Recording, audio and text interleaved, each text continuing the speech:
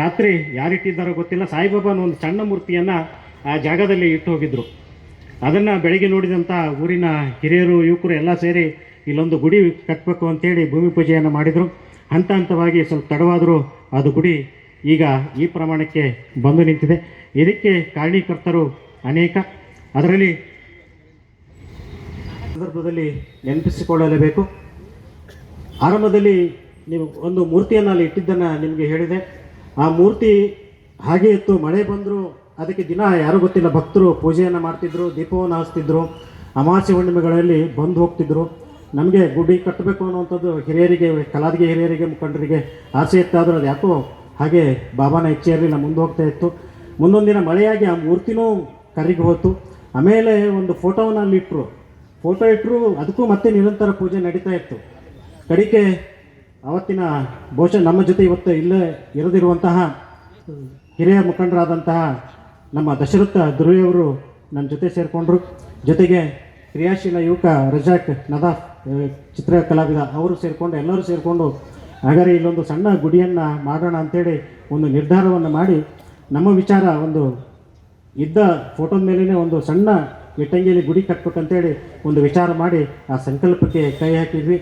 ಅದು ಇವತ್ತು ಎಲ್ಲರ ಸಹಕಾರ ಮತ್ತು ನಿಮ್ಮೆಲ್ಲರ ಹಂಬಲದಿಂದ ಇದೆಲ್ಲಕ್ಕೆ ಈ ಮಟ್ಟಕ್ಕೆ ಬೆಳೆಯಲಿಕ್ಕೆ ಕಾರಣ ಆಗಿದೆ. ಇದಕ್ಕೆ ಕಾರಣರಾದ ಮೊದಲು ಮೂರ್ತಿಯಲ್ಲಿ ಇರಲೇ ಇಲ್ಲ. ಗುಡಿ ಕಟ್ಟಿದ ಮೇಲೆ ಎಷ್ಟೋ ವರ್ಷ ಅದು ಮೂರ್ತಿ ಇಲ್ಲದೆ ಹಾಗೇ ಇತ್ತು. ಹೀಗಾಗಿ ಒಂದು ಮೂರ್ತಿಯನ್ನು ತಂದು ಇಟ್ಟು ಪೂಜೆಯನ್ನು ಮಾಡೋಣ ಅಂತಂದಾಗ ಇವತ್ತು ನಮ್ಮ ಜೊತೆ ಇರೋದಂಥ ಸಿದ್ದಪ್ಪ ನೀಡ್ಲಿಕ್ಕೇರಿ ಮತ್ತು ಗೆಳೆಯರನ್ನು ನೆನೆಸ್ಕೊಳ್ಳೇಬೇಕು. ಸಿದ್ದಪ್ಪ ನೀಡ್ಲಿಕ್ಕೇರಿ ಇವತ್ತು ನಮ್ಮ ಜೊತೆ ಇಲ್ಲ.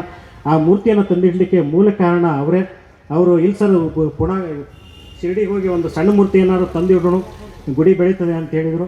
ಹೀಗಾಗಿ ಆ ಗೆಳೆಯರನ್ನು ಶಿರಡಿಗೆ ಕಳಿಸಿ ಒಂದು ಗರ್ಭಗುಡಿಯಲ್ಲಿರುವಂಥ ಸಣ್ಣ ಮೂರ್ತಿಯನ್ನು ಇವತ್ತು ನೀವು ನೋಡ್ಬೋದು.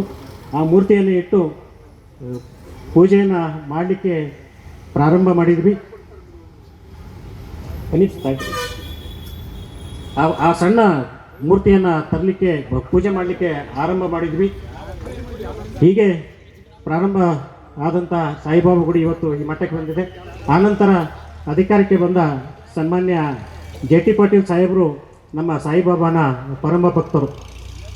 ಕಳೆದ ಹಿಂದಿನ ಅವಧಿಯಲ್ಲಿ ಬಂದ ತಕ್ಷಣ ಗುಡಿಗೆ ಬಂದಾಗ ಅವ್ರು ಹೇಳಿದ್ದು, ಗುಡಿಗೆ ಏನು ಬೇಕು ಹೇಳ್ರಿ ಅಂತೇಳಿ.